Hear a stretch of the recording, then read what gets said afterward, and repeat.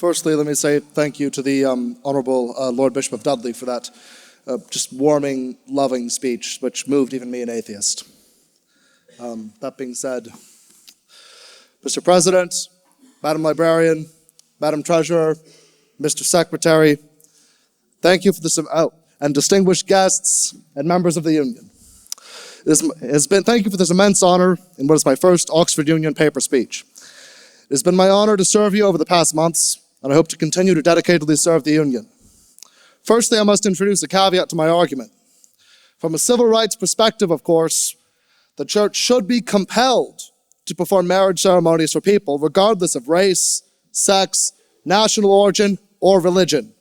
This is in accordance with the law of my own country, the United States, and in accordance with basic human rights to which all people are afforded by virtue of their existence. A church cannot morally or legally deny a gay couple a marriage ceremony any more than they would to an interracial couple. That being said, I would like to introduce, by way of a historiographic analysis, the notion that marriage, as an institution, is and always has been a legal agreement. It is only due to the fact that prior to the Enlightenment, the lawgiver had been the church, or shul, or mosque, that there still is this notion that religion has any dominion over the institution of marriage. In fact, my good comrades, I would argue, and hope to prove to you, that marriage now has been fully ceded to temporal authorities, and is therefore solely the dominion of secular courts. As such, to ask if same-sex marriage should be allowed in the church is in some ways a nonsensical question. I might as well ask if the church can issue a driver's license or do my taxes. As Wittgenstein once claimed, or rather, the Honourable Natalie Wynne once claimed in one of her videos, paraphrasing Wittgenstein, some questions are better dissolved than solved. And I'm going to attempt to do just that for you. From first principles, I'd like to examine the history of marriage as an institution. You will see, hopefully, that law and the state developed in tandem to each other, in tandem with the institution of religion which oversaw marriage. Once these two institutions became distinct, separate institutions, custodianship over marriage was transferred to the state. Marriage as a civil institution became a reality over the same time period that states began to develop as separate institutions from religion. Prior to this novel concept of the separation of church and state, religion had a more dynamic role within matters of state. The concept of religion as a purely civil institution, distinct from religious ones, is a modern institution. This is developed as states developed. This trend can be traced back to a number of historical events and developments, which I will outline now.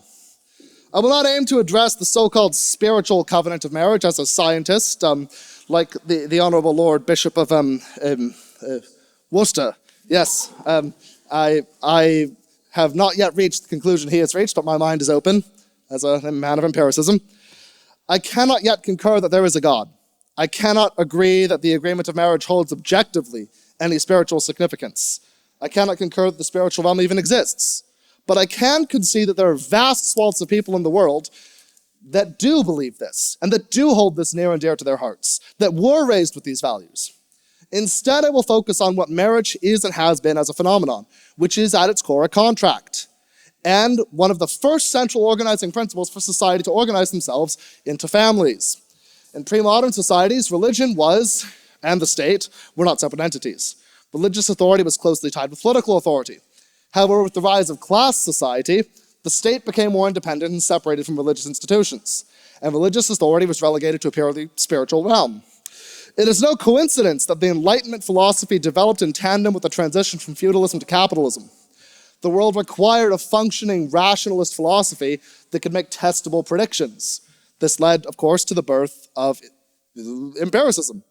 This separation from religious and temporal authority was an important development, as it allowed the state to establish a more secular and rational basis for its laws and regulations, including those governing marriage.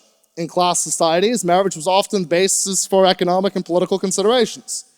Religious institutions were used to legitimize these agreements. This was a legal agreement, mind you. The church had to sanction the marriages of monarchs and nobles, and the materialist reason for this remains a constant. The church was acting as a legal entity presiding over the transfer of property and wealth from one entity to another. As society became more secular, the state began to take up this mantle of giving legitimacy to contracts and that came to the original contract of marriage. The French Enlightenment and subsequent revolution could very well be described as the great triumph of laicite over the darkness and ignorance which descended upon the world with the tragic conversion of Emperor Constantine to Christianity and was nailed in with the rape and murder of Hypatia in 415. The continent of Europe for the next 1,200 some odd years existed in a state of misery and ignorance. Scientific discovery stalled. Scientific discovery stalled. Physicists and astronomers were murdered for espousing the heliocentric model. It should be emphasized that it was not until the secularizing Enlightenment that Isaac Newton's discoveries were made. None of our understanding of the natural world would have been possible were it not for the basic premise of secularism. The French Enlightenment and subsequent revolution were a Promethean event for the secularization of the world. The civil constitution of the clergy in 1790 effectively ended the relationship between the Catholic Church and the French state, established marriage as a purely civil institution. The Napoleonic legal code, which was introduced throughout most of Europe following Napoleon's conquest, further solidified the secularization of society by codifying a uniform set of laws that all citizens, regardless of their religious beliefs, could abide by. This included the governance of marriage. In Turkey, the Ataturk reforms of the early 20th century marked a significant step towards the secularization of society. The reforms which were implemented by the country's founder, Mustafa Kemal Ataturk, may peace be upon him, aimed to modernize and westernize Turkish society and included measures such as the replacement... Pardon? Yeah. No. Replacement of Islamic law with a more secular legal code. With regards to marriage, one of the most significant reforms was the replacement of Islamic law with secular law.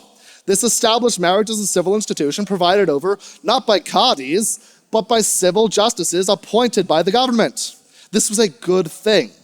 By separating religion from the state, something my own home country, the United States, should take a page for, Ataturk created a more equal society, a more just society. It was more tolerant of people of all religious beliefs. And more importantly, on my point, took the governance of the institution of marriage and all contracts and vested in the hands of neutral secular authorities. This is a historical trend. This is not an opinion, this is a trend. What other Promethean moments could I argue?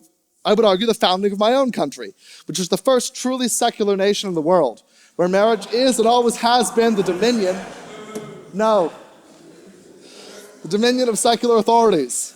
Keeping this in mind, we may now turn to the institution of marriage as in the church. What binding legal standing does the church have to enforce a contract any longer? None. A church cannot make a gay couple any more or less married. As a church has no legal standing, therefore I urge you, my friends, to vote no on this proposition on the grounds that it is not a meaningful question. To ask if a church can perform a gay marriage requires the church to be able to perform a legal contract, a legal marriage.